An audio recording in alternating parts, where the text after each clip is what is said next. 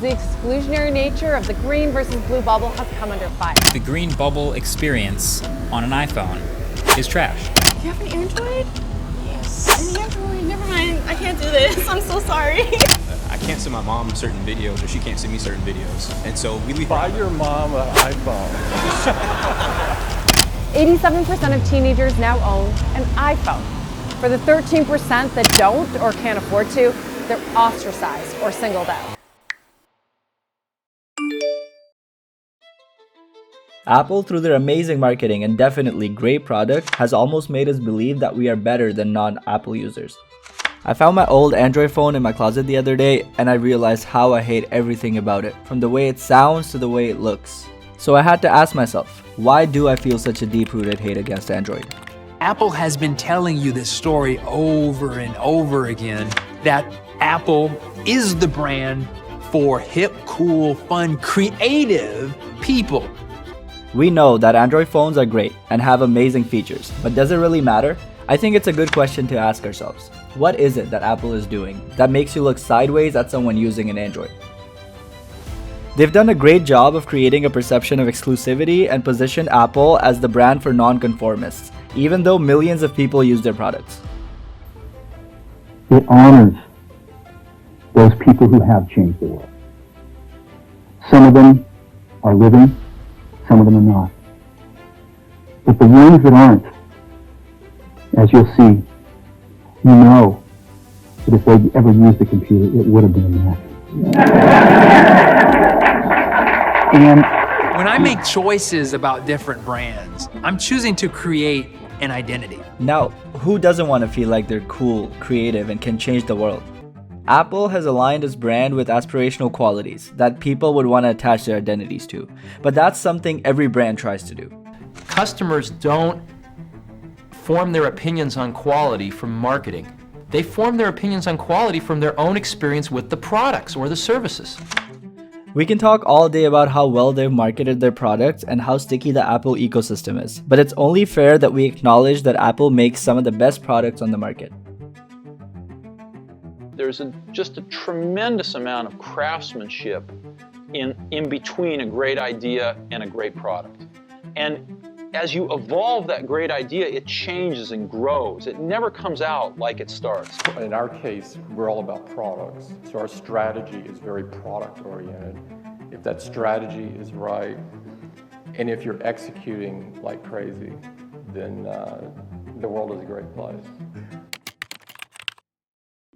Apple's leadership ever since Steve Jobs returned to Apple in 1997 has had an acute focus on product, and it has landed them way ahead of the competition.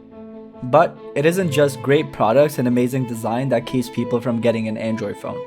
Apple has built a ton of barriers to keep anyone from leaving the Apple ecosystem once they are a part of it. If you ask somebody why they use an iPhone, it more or less comes down to the same answer. Sometimes it is because iPhones are the better all-around phone, but that isn't always the case. There are many phones out there that might have a better camera or a better screen or sometimes better overall features. That's sometimes, but really often, like really often, the answer has something to do with the ecosystem. We know that the Apple Watch only works with the iPhone, and iPhones work great with AirPods and Macs, etc. But it isn't just the hardware. Apple's software presents many more of those barriers, biggest one of them being iMessage. One thing Apple does better than anyone else is make the other side not cool.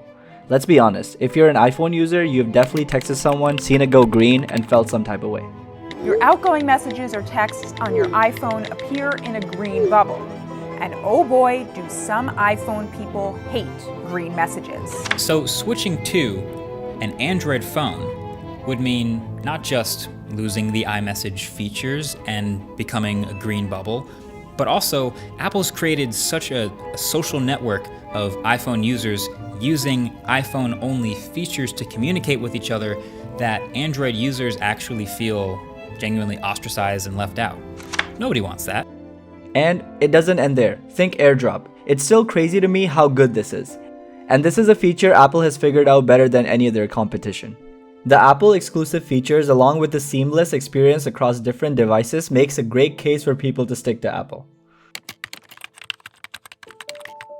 It started with what incredible benefits can we give to the customer? Where can we take the customer? Something all Apple users have come to expect from them is consistency. And it reflects in everything they do, from the UI to the way the devices look and perform to the way Apple stores look. Every customer touchpoint is well thought out and gives you a consistent Apple experience. So yes, they have some of the most well-crafted products on the market, and I can go on and on about everything they're doing right. But let's get back to our original question. Why do iPhone users look down on Android users? Apple has employed a strategy that relies on exclusionary, anti-competitive conduct, not by making its own products better, but by making other products worse. They make some of the best products, but they definitely have the best marketing team in the world. They've been able to convince us that we need to be a part of their ecosystem to be accepted and be cool in society. How does that fit in to a cohesive, larger vision that's going to allow you to sell $8 billion, $10 billion of product a year? Obviously, a for-profit business acting in the interests of its shareholders would want to do everything to maximize their profits and sell more product. I've heard many stories of kids getting bullied for having an Android. Apple's marketing, either consciously or subconsciously, has been able to tap into our inner child who's a little insecure and feels the need to be a part of something to feel like it's accepted. So why do we look down on people with Androids? Because our egos are too fragile to realize that people can like different things for different reasons. And Apple has a way of finding people like us. But let's be honest, people that are still choosing to buy an Android over an iPhone have their own issues too. But that's for another day.